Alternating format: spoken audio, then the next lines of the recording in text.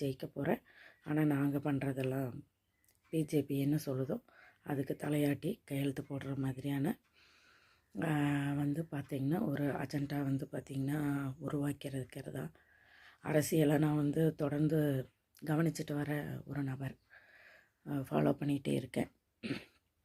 ஒவ்வொரு நிமிஷமும் என்ன நடக்குது, என்ன வந்து பார்த்திங்கன்னா என்னெல்லாம் மிகச்சிறந்த பத்திரிகையாளர்கள், அதாவது வந்து பார்த்திங்கன்னா எந்த எல்லைக்கும் போய் தகவல்களை திரட்டி மக்களுக்கு தெரிவிக்கக்கூடிய பத்திரிகைகளை எல்லாம் நான் வந்து பார்த்திங்கன்னா தொடர்ந்து கேட்டுட்டு படிச்சுட்டும் இருக்கேன். அதில் வந்து வந்த விஷயங்கள் தான் இதெல்லாம்.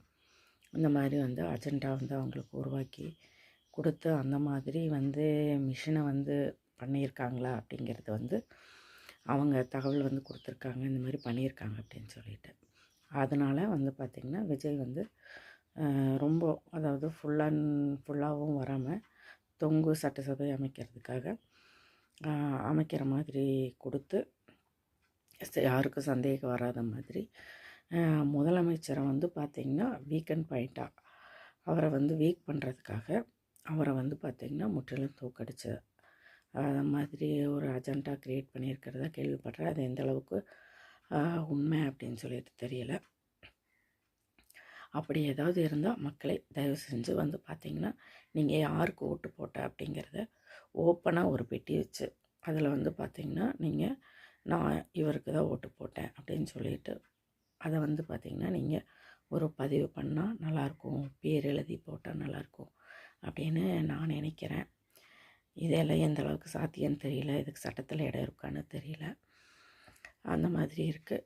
இல்லை மக்களாக நாங்கள் தான் வந்து மாற்றம் வேணும்னு சொல்லிட்டு போட்டிருக்கோம் அப்படின்னு சொன்னால் சரி, அந்த மாற்றத்தையும் நாங்களும் பார்க்குறோம்.